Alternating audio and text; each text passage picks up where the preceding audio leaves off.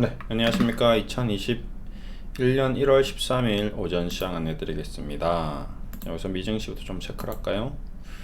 일단 미증시는 뭐 크게 무리는 없이 움직이는 것 같습니다. 스닥도 그렇고 그렇죠? 네.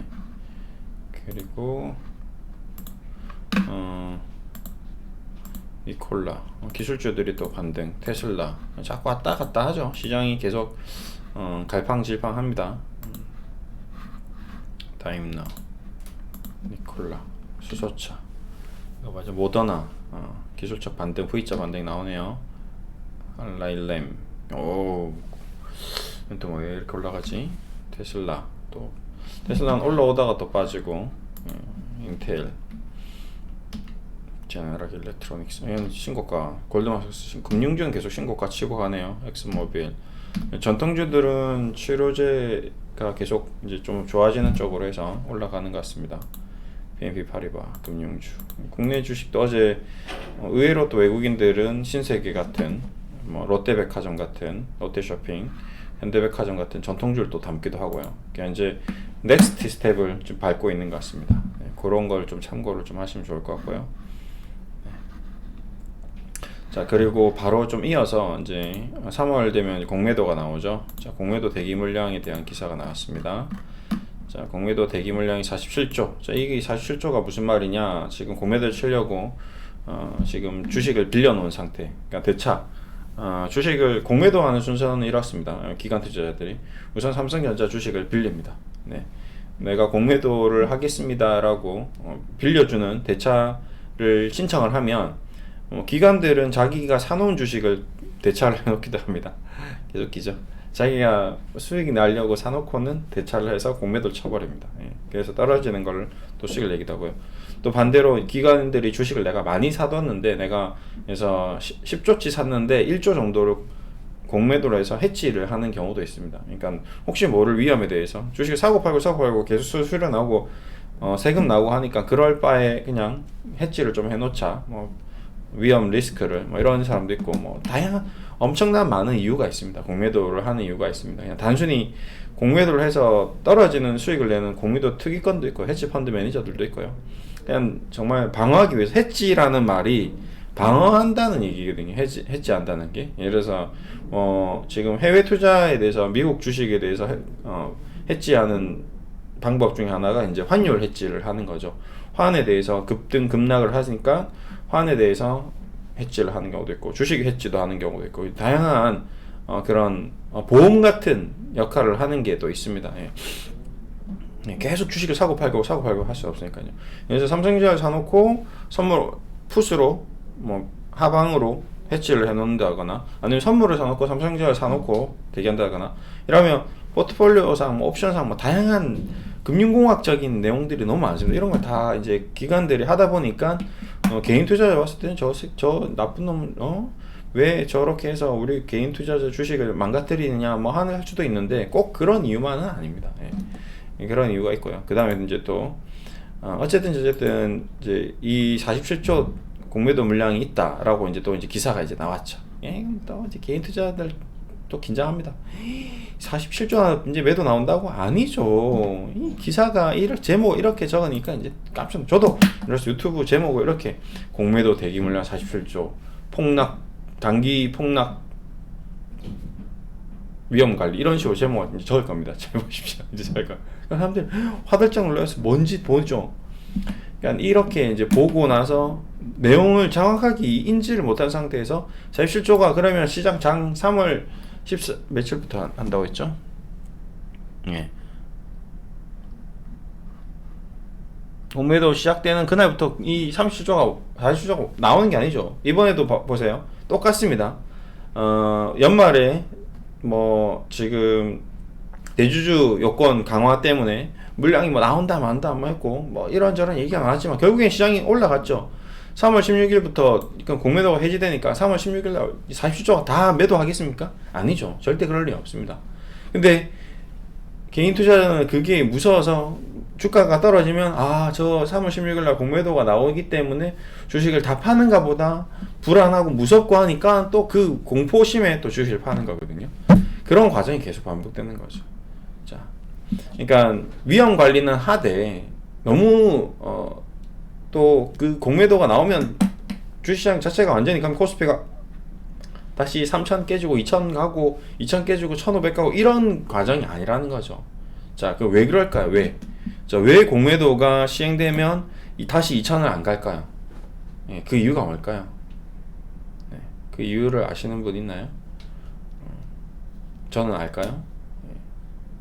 자, 한번 얘기를 좀 해보겠습니다. 왜 공매도가 나오더라도 단기적인 조정이 나올 수는 있으나 특히 급등한 종목들, 폭등한 종목들, 내재 가치 대비 현재 주식시장에서 전혀 상승하지 않아야 될 이유가 없는데도 불구하고 폭등한 종목들이 그때 이제 떨어질 수 있을 수는 있습니다. 예, 뭐 예를 들어서 그 종목이 어떤 종목인지 저도 알 수 없습니다. 대신에 뭐 셀트리온 같은 경우는 워낙 이제 공격을 많이 당했던 종목 중에 하나죠. 예를 들어서 셀트리온이라는 종목이 만약 공격을 당한다 치더라도 셀트리온 어느 정도 하락을 할 수도 있겠지만 가장 핵심적인 뭐죠? 가장 핵심적인 거. 자, 제가 계속 여러 차례 얘기 드렸습니다. 만약에 대한민국 주식시장에 공매도가 열려서 다시 재개되어서 폭락을 한다는 가정을 해보겠습니다. 가설을 세워보겠습니다. 자, 그러면 주식시장이 이때 동안 올라왔던 건 왜 올라왔을까요? 공매도를 때리기 위해서 올라왔다? 그건 아니거든요. 왜 올라왔을까요? 대한민국 주식시장을 컨트롤하고 핸들링하는 가장 주요 세력은 주요 집단이 어디죠? 집단이라고 표현하는 게 제일 좋겠죠. 예. 계속 얘기 드리지만 외국인입니다. 그렇죠? 보시면 이 테슬라의 주가와 삼성전자, 뭐 삼성 지금 현대자동차와 LG화학과 전기차 관련주들의 움직임과 그 다음에 바이오 섹터의 움직임과 금융주의 섹터의 움직임이 계속 동일하게 커플링 되면서 움직이고 있습니다. 그렇죠? 제가 계속 얘기 드리지만 뭐 예를 들어서 지금 골드만삭스 주가가 움직이면 자연스럽게 대한민국 금융주가 움직여 왔습니다. 그렇죠? 뭐 크게 특이할 거 없이 너무 쉬울 정도로 마치 미국 주식시장과 한국 주식시장이 연결된 것처럼 움직이고 있습니다. 마찬가지 테슬라가 폭등하면 대한민국 삼성 SDI부터 뭐 SK 이노베이션, 뭐 LG 화학 이런 전기차, 그다음에 뭐 애플 전기차 이슈 나오고 뭐 계속 시장이 같이 함께 같은 쳇바퀴 돌아가듯이 같이 톱니바퀴 굴러가듯이 돌아갔습니다. 그럼 결국에는 외국인들이 주식시장을 좌지우지하고 있다면 그러면 답은 딱 정해져 있죠. 자, 결론적으로 그러면 간단히 물어보겠습니다. 지금 미국 주식시장이 공매도가 되나요? 안 되나요? 됩니다. 그렇죠? 그러면 테슬라는 공매도가 되는데 왜 주가가 계속 올라갔을까요? 그렇죠? 답이 나오죠? 자, 공매도가 있다고 해서 무조건 떨어지는 건 아닙니다. 테슬라는 지금 현재 공매도가 시행되고 있죠. 그렇죠? 테슬라 공매도 할 수 있습니다. 그럼에도 불구하고 왜 테슬라는 계속 공매도가 되는데도 불구하고 올라갈까요? 그러면 대한민국 주식은 공매도가 시작되는 동시에 영원히 떨어진다. 앞으로 일시적인 조정은 저는 온다고 생각합니다.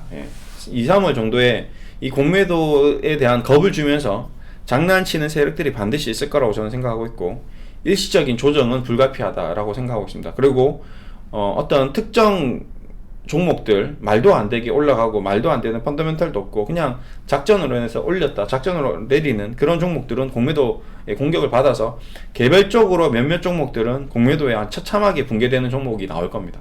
그렇겠죠?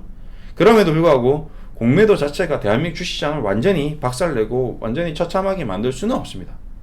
공매도 제도 자체가 공매도가 시작된다고 해서 그래서 변별력을 키울 수 있는 거죠. 정말 좋은 기업은 주가가 오히려 공매도가 시행된데도 불구하고 저평가되어 있고 좋은 기업들이 올라갈 수도 있고요. 이 종목은 공매도 대상이 아니야 올라갈 수도 있겠죠. 이 종목은 공매도 대상이야 떨어질 수도 있겠죠. 그런 현상들이 나올 수 있기 때문에 막연하게 공매도에 대해서 시장 전체가 무너진다라고 생각하지 마시고 본인이 투자한 종목이 너무 과열적으로 비이성적으로 폭등한 종목인지 급등락 종목인지 아니면 전혀 펀더멘털이 없는 종목인지 이런 것들을 점검해서 지금부터 서서히 펀더멘털이 좋은 종목 은행주 같은 경우 공매도 치기 좀 곤란할 수도 있겠죠. 실적은 좋은데 떨어지진 않고 미국 금융주가 계속 상승한다면 오히려 공매도 세력들이 뒤통수를 맞고 더 손실을 볼 수도 있습니다. 테슬라 같은 경우도 공매도 세력들이 완전히 박살난 것 케이스거든요.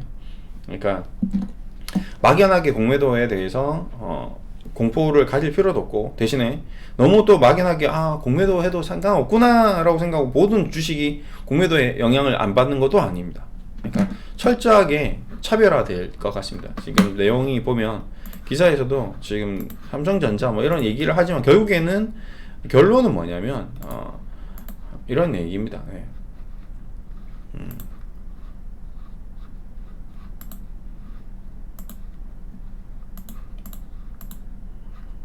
뭐 지금 여기 전문가들의 내용을 쭉 보면 일시적으로 뭐 조정을 보일 수 있으나 뭐 다시 좀 괜찮아지지 않겠냐라는 게 일반적인 내용인데, 이제 그 내용에 좀 더 디테일하게 가면 전체적으로 그 좋은 종목과 나쁜 종목이 변별력이 키워질 것이다라는 내용이 뭐 일단 전체적인 맥락인 것 같습니다. 예, 조정은 좀 나올 수도 있다. 하지만 그게 일시적인 현상일 될 가능성이 높고, 완전히 코스피 시장을 완전히 망가뜨릴 수는 없다. 왜?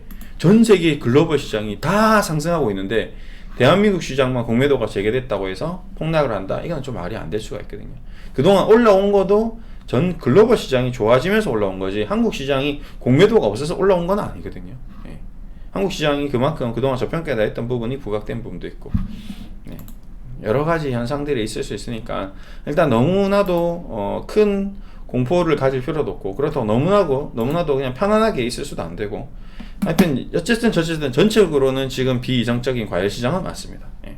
그래서 일시적으로 과열됐다가 패닉됐다가 좀 급락 조정도 나왔다가 다시 그런 굴곡된 계속 사이클을 그리면서 움직임을 주지 않을까, 이제 이런 생각을 하면서 오늘 좀 계속 공매도 얘기가 나와서 한번 전체적으로 공매도에 대한 정리를 좀 해드렸습니다. 이렇게 마무리 해드릴게요. 감사합니다.